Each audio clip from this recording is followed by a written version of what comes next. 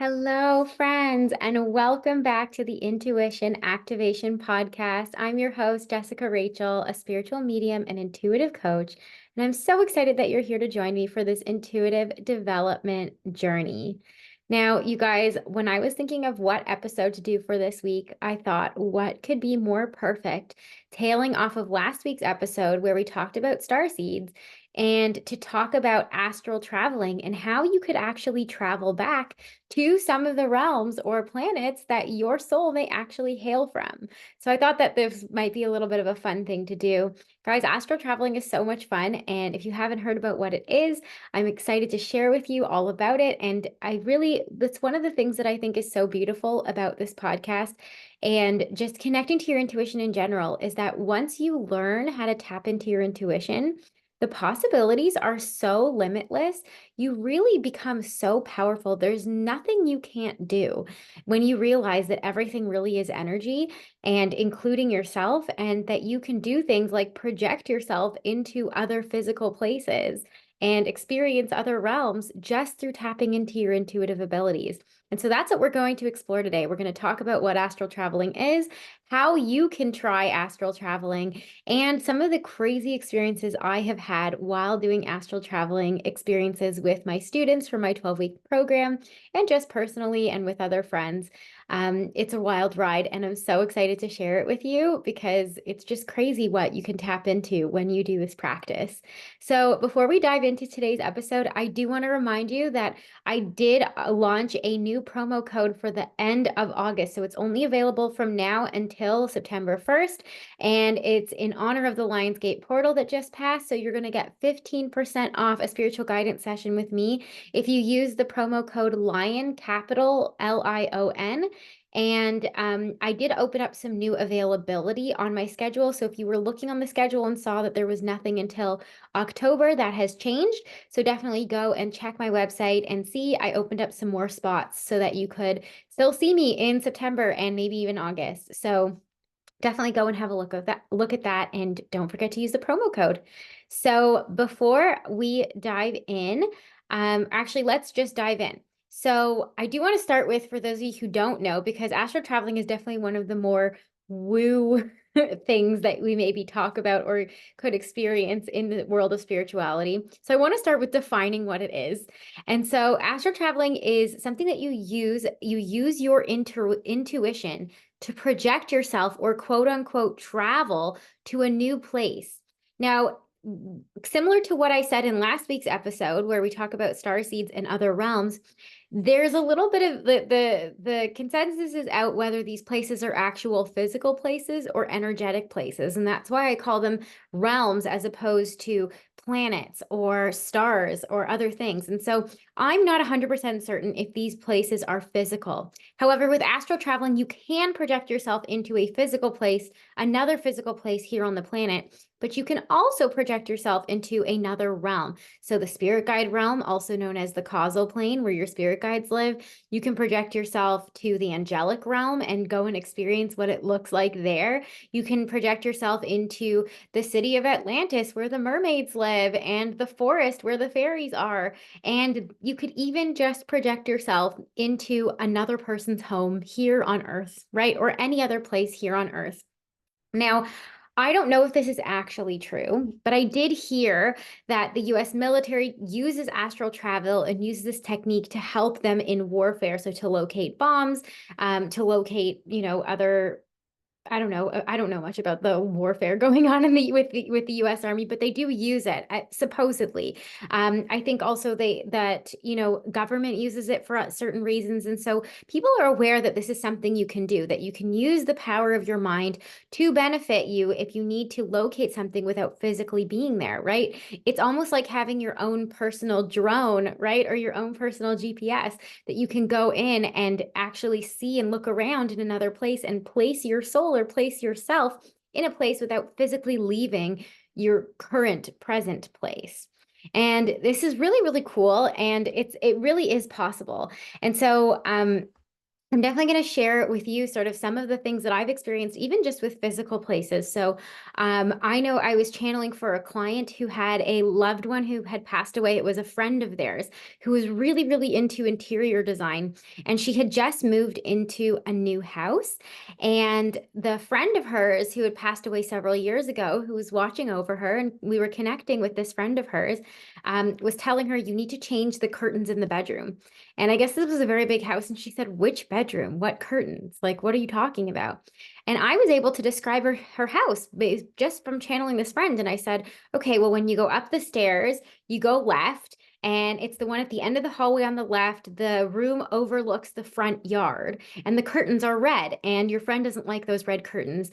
And I remember my client turning beet red, and she was like, how are you in my house? Like, how are you able to see the orientation of my house right now? And I was like, I'm astral traveling in this moment. Like I'm through connecting to my intuition, through connecting to her loved one. I was able to see a clear, easy layout of her house and see myself walking through her house and able to see sort of which room her friend was referring to. So that was one example. I had another example of a client who had just moved into a new house, and she was feeling very anxious because it felt like there was bad energy in the house.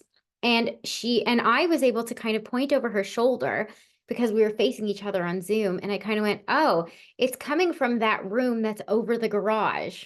And I pointed over her shoulder, it was my right side, her left shoulder, going, it's that room behind you over there. She was like, yeah, exactly. And like I had my eyes closed and I'd never been to her house, obviously. And so she also was like shocked. She was like, get out of my house. Like, how do you know exactly where in my house I'm talking about? Right.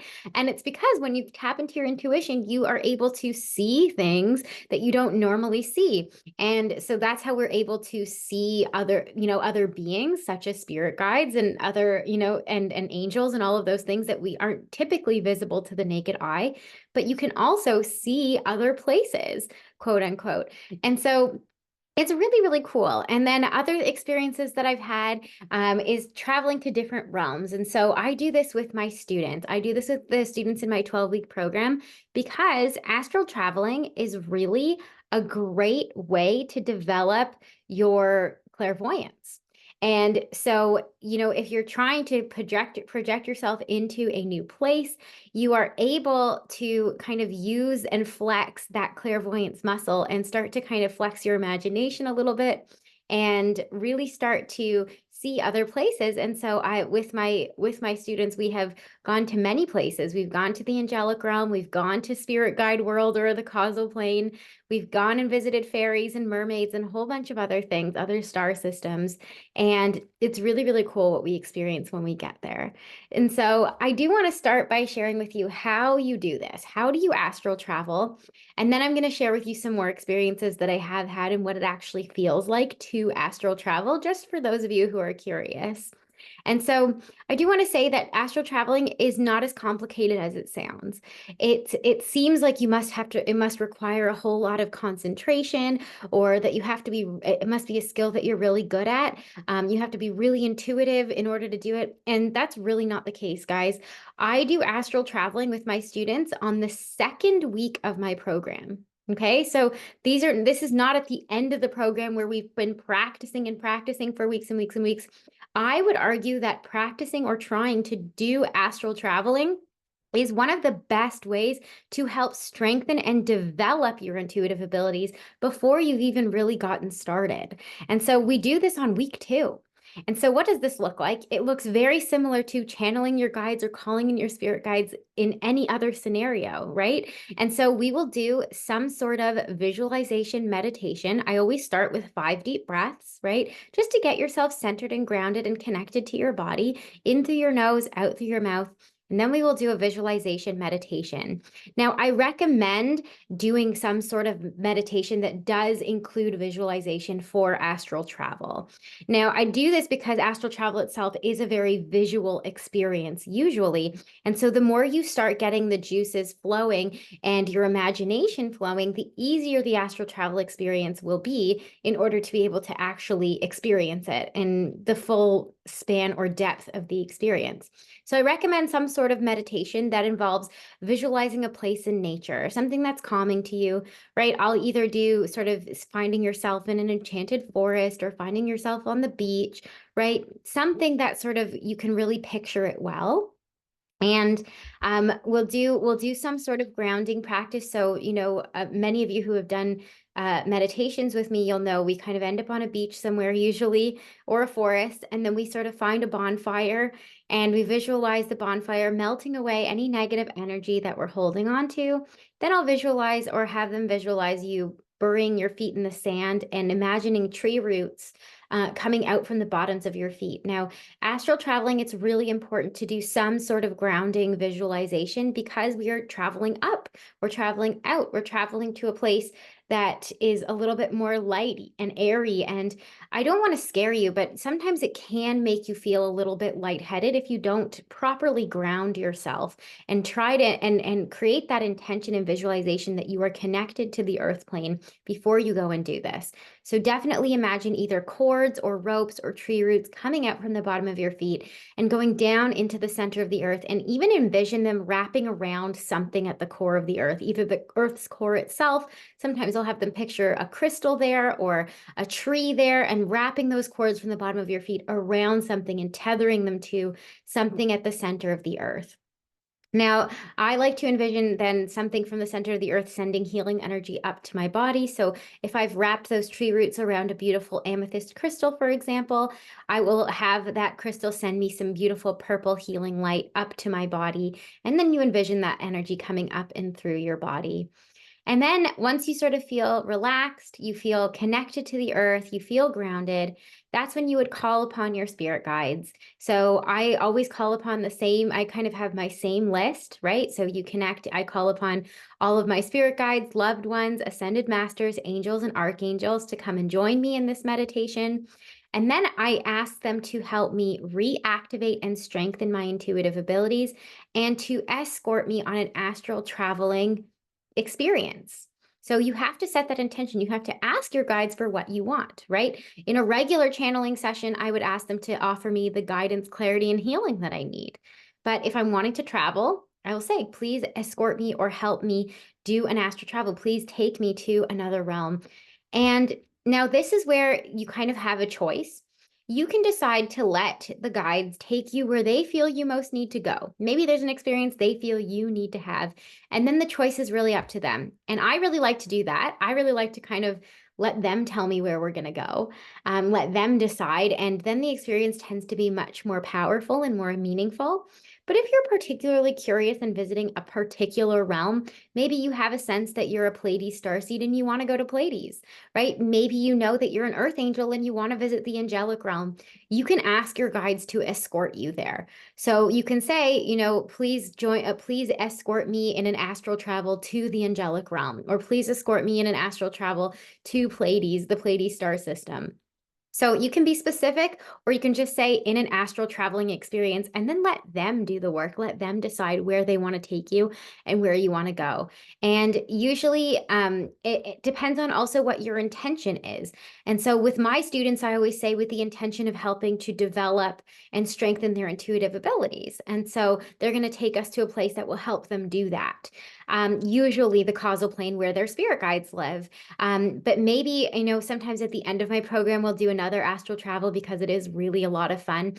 We can do it for the intention of healing, in which case they'll often take us to the angelic realm and take us to sort of like an angelic spa where we can experience the most divine feeling of energetic healing. And so your intention really matters here.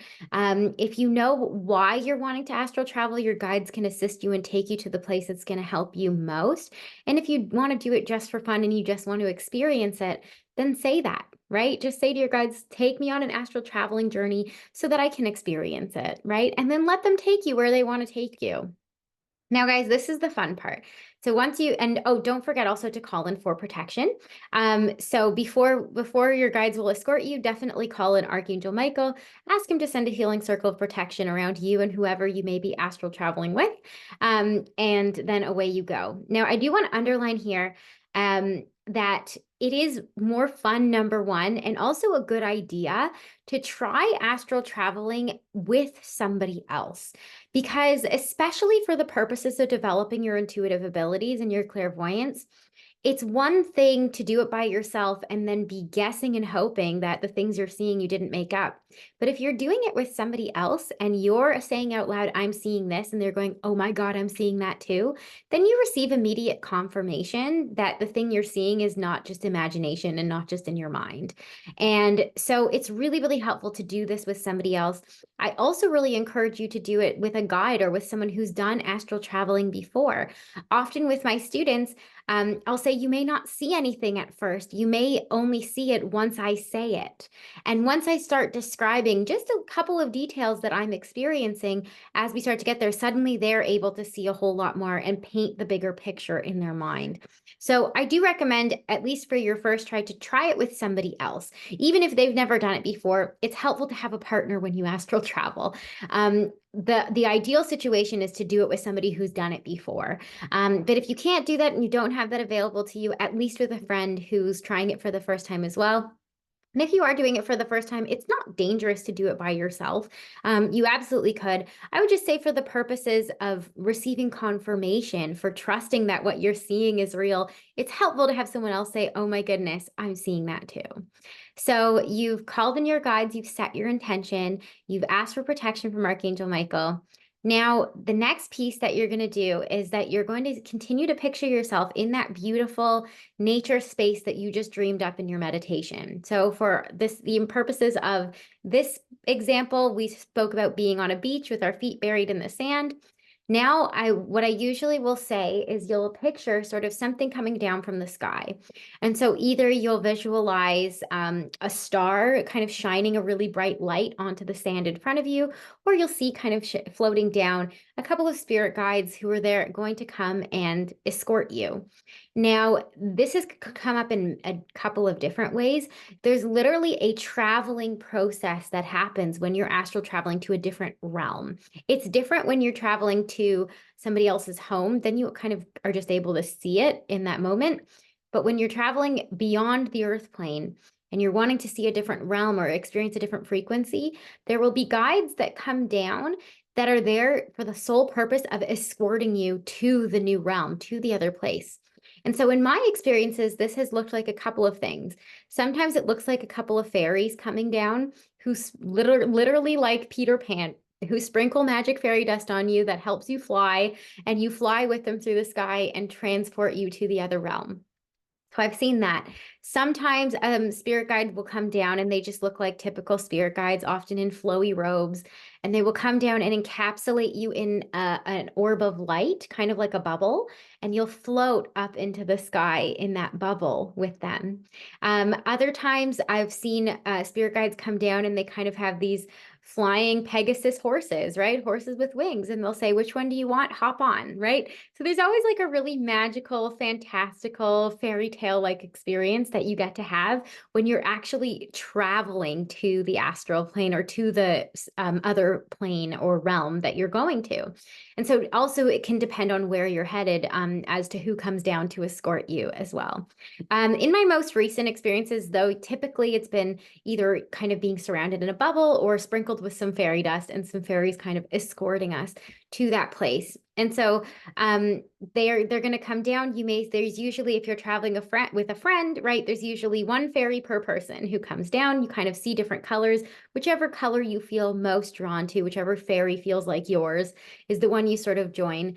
And when you do the actual traveling, so either you're getting into this orb of light or you're just feeling yourself kind of fly, you're not actually physically moving, right? You're sitting in the same spot you started meditating in. But many of my students will actually feel a lifting sensation in their body. You actually feel as if your soul is being lifted up. You feel as if you're moving to another place. And we start to head up towards the night sky in the meditation. And it's very, very cool. You can actually experience or feel that lifting. Sometimes when we speed up, because we'll kind of do a little bit of floating upwards, upwards, upwards. And then when we get to kind of a certain height in outer space, so to speak, then we'll start to head forwards really quickly. And you can sometimes feel wind on your face. Some of my students, if we traveled by quote unquote horse or Pegasus, you can hear the galloping sounds. It's really, really a cool experience. You feel like you're in almost like a virtual reality experience, and you can really kind of feel the movement in your bodies. Unfortunately, I've had a couple of students who the experience actually made them feel a little bit nauseous. And as soon as they told me that, we then called in Archangel Michael once more and asked for a second protective bubble around them to mitigate the physical sensations and the nausea that can come from traveling, because motion sickness is real, even when you're astral traveling. And so if you do start to experience nausea, you just ask your guides to calm it down or to add an extra protective layer around you so that you don't feel the sensations of actually traveling as much. And I know, guys, this sounds kind of silly, right? Like you're sitting in your room with your eyes closed, kind of imagining that you're traveling to a different place. But this is an experience. It's like your soul is leaving. I don't want to say it's leaving your body because it's not, but you are projecting your soul into another place so you can get to experience that full capacity experience of traveling to another place. And guys, I'm telling you, it's really, really cool. Every time I do it, I really enjoy the ride. Like it feels like you're flying and that you're flying through space and going to another place. So it's really, really fun. And I do want you to see this as something fun, not something that's so serious and needs to be taken like gravely and with great honor. It's really meant to be fun. And so that is the experience I have with it, which is that it can be really, really enjoyable. And so once they then sort of take us to a place, and depending on where they're taking us, sometimes they'll say there's like a star that's off to the left, or this pink star off to the right. That's where we're headed. And the fairies will kind of tell you as you're traveling, this is where we're headed. Or they'll take us, up and up and up, and we're heading to the angelic realm, right? So it depends where they're taking us. For the purposes of this podcast, let's say they're taking us to the causal plane where the spirit guides live, because that's often where they will take us in my program for the first time anyways.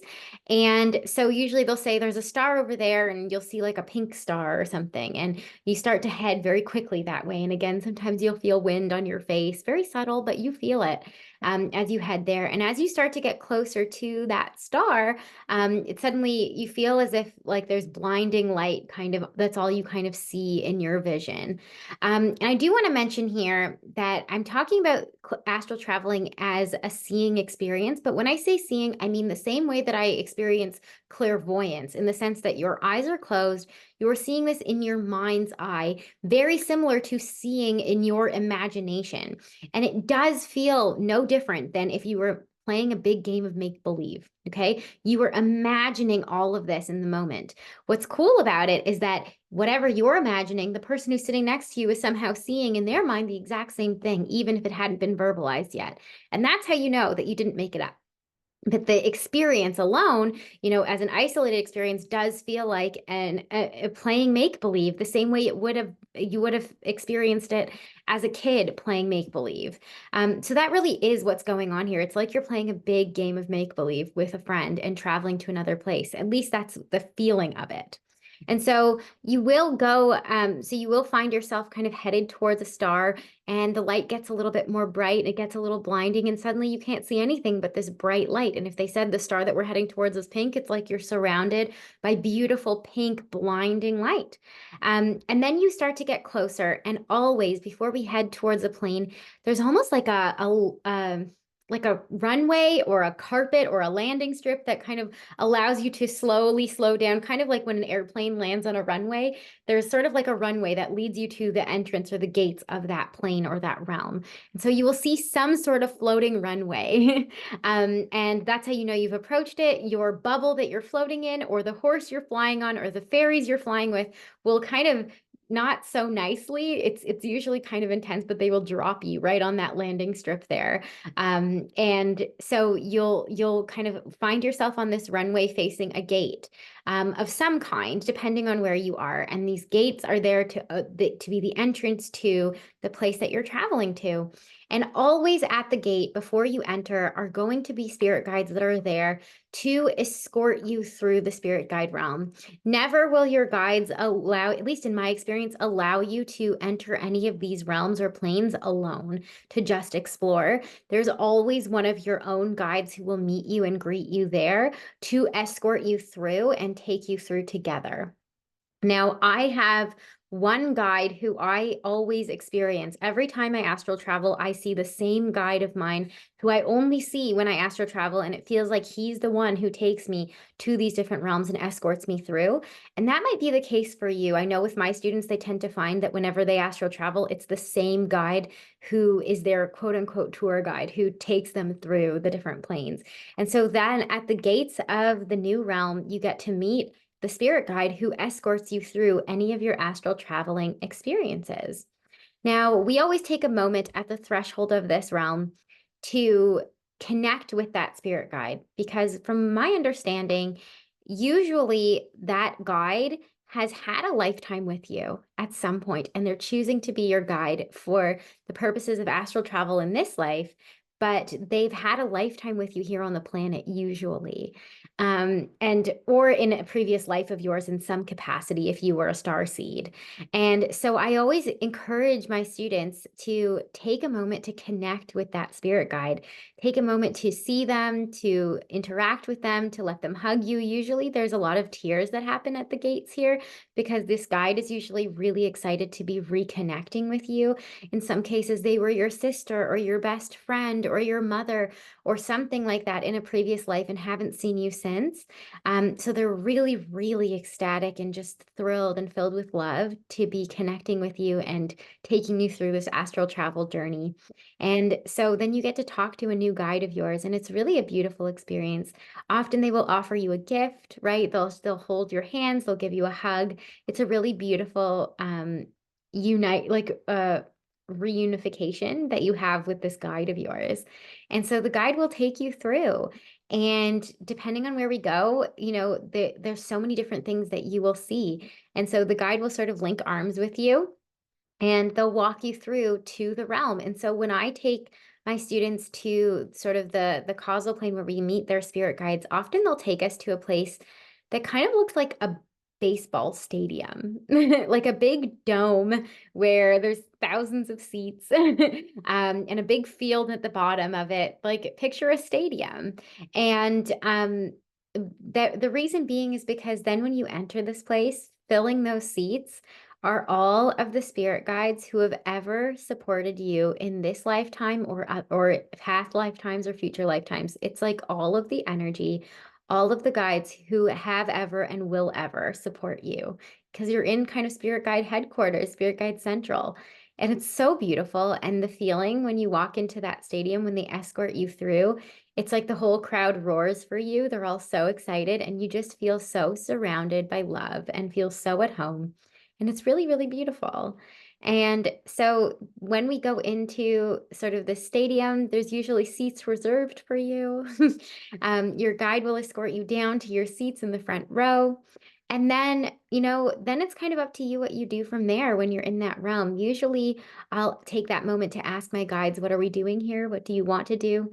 Obviously, in my program, the point is intuitive development. And for the purposes of this podcast, usually that's why you're doing it too. So then you ask your guides to help you reactivate, strengthen your intuitive abilities. And usually guides will come through and you get to meet more of your spirit guides. So you'll be sitting in that front row.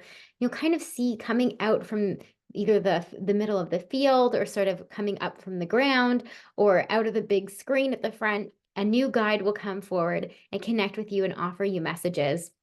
And this guide will come through and you'll get to talk to a series of all of your guides and what they support you in and what messages they have for you and stories they want to share with you. And you just get to sit there and watch this show and this parade of your spirit guides who are there to support you and messages they have for you. And guys, it's such a beautiful, really life-changing experience. I've never walked away from an astral travel experience where I wasn't just like on cloud nine for the rest of the week. It just lights you up so much. And it's so comforting to know that you just have so many guides that are there to just love on you and offer you messages and advice and healing. And it's so, so, so beautiful. And so we do this for all of the students in my group. When we do this, that like each person gets a guide or two to come through, and we all channel those messages for her. And yeah, and just ask questions and see, and get some answers while we're up there. So we connect with the guides sort of in their space instead of having the guides come down to us. Now, to end out an astral traveling experience, it's most important that you thank your guides, thank all of the guides who you encountered when you were there. And then usually the best way to do it is, instead of going through the whole travel experience once again, well, although fun is sometimes takes a little bit of time, you'll usually just envision sort of a portal in the floor. So as if kind of a big light portal opens up in the middle of the field or in the middle of the floor. You'll thank your guides, and then you'll kind of jump down into this white light portal that will go directly down to the beach where you started at the beginning, the meditation that you started with. So you'll see yourself gently float down back onto the beach where you started. And when you get there, you do have to reground yourself and recenter yourself. So you want to kind of see yourself touch your feet down back on the sand, see that portal disappear, see yourself kind of sitting back in front of a bonfire, maybe allowing it to melt away any extra energy you may have picked up from being in a spirit guide realm. Sometimes being in a spirit guide realm can make you feel a little bit lightheaded or airy. So it's helpful to envision sort of any of that extra energy melting off of you. The last thing I would always advise my students to do is you want to envision sort of a golden cord coming out from the top of your head that was connecting you to the spirit guide realms. And you want to call upon Archangel Michael once more to come down, and you want to picture a little angel with a golden sword coming and swiping off that cord, disconnecting you from being connected to the astral or the causal plane. Now, and once you do that, you'll kind of feel the extra energy float away. You'll suddenly feel your body feel a little more grounded. You'll feel the weight of your body on the earth. Then you want to take a little bit of time before you open your eyes, because it will have been a long time that you'll have had your eyes closed for this astral traveling session. So you want to wiggle your fingers and toes, kind of come back into your body, maybe take a few deep breaths, very gently, very slowly, bring yourself back into the present moment and open your eyes. And guys, the astral traveling experience is so amazing. It's such a trip. It really does feel like a high. And not that I've ever actually been high from, other substances, but it's what I imagine a high feels like. You just feel like you're on cloud nine.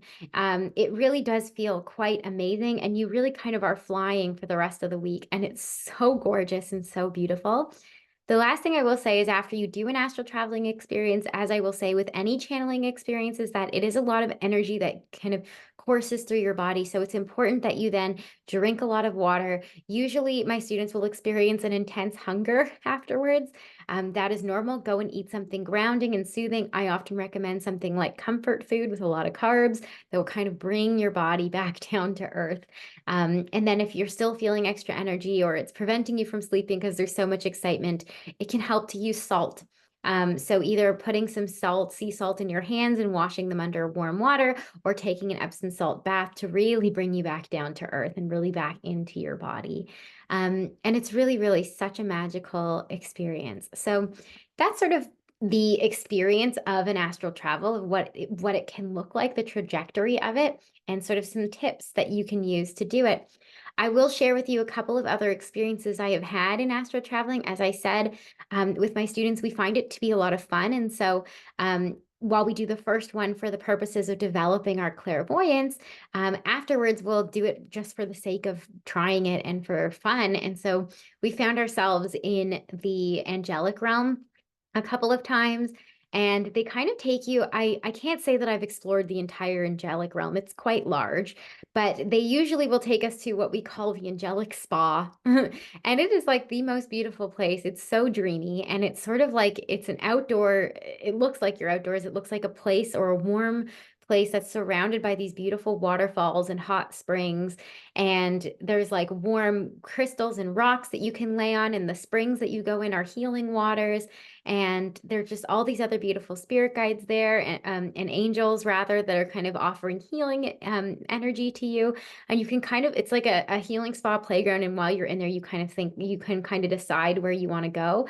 And so when I go with a group of students, we tend to often migrate to different places. Like one student will go, I really want to go swim in the waterfall. Somebody else will really want to sit in the hot spring, and somebody else will want to lie on the bed of crystals.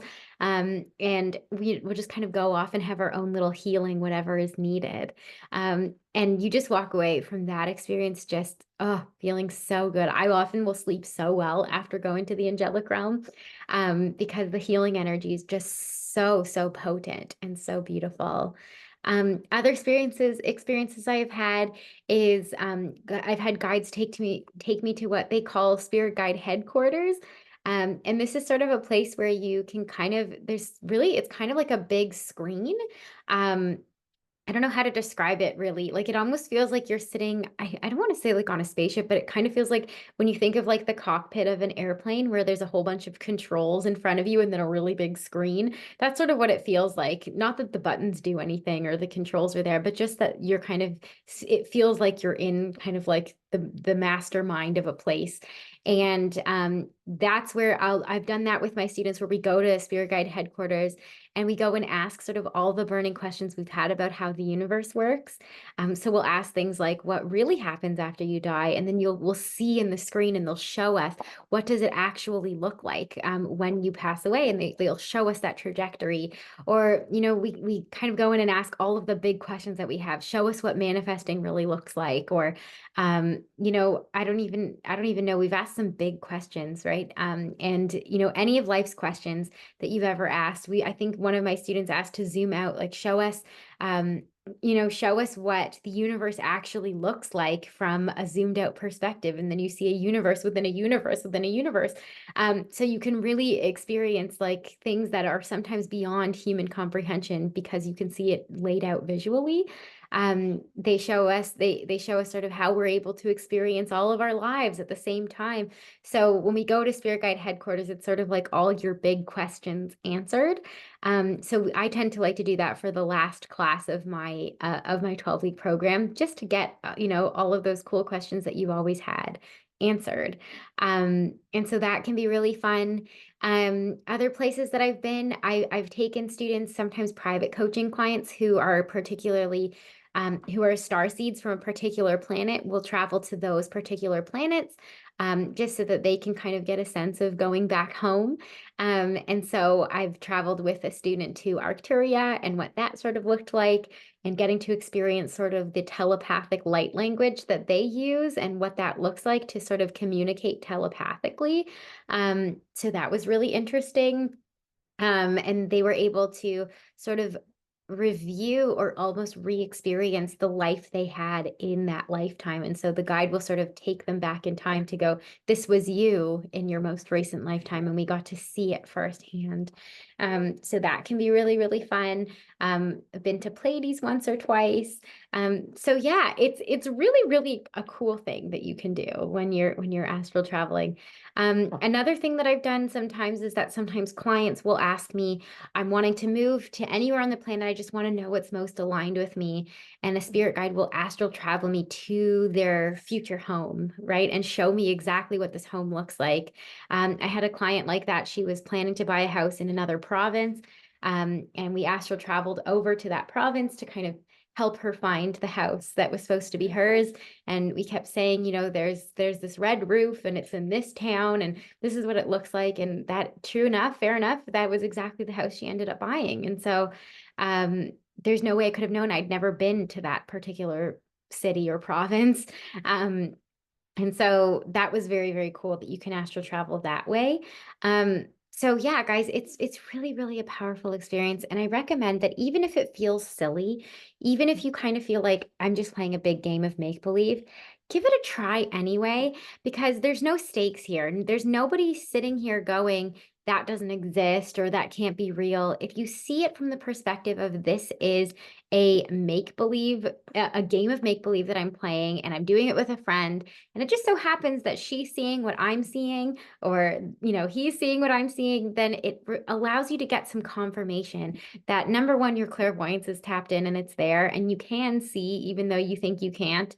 And that, and then you get to just have these really magical experiences when you do it. So go into it with the idea of fun and play and see where you end up. And I really am so excited because, guys, as I said at the beginning, when you tap into your intuition, really anything is possible. It just takes a little bit of practice.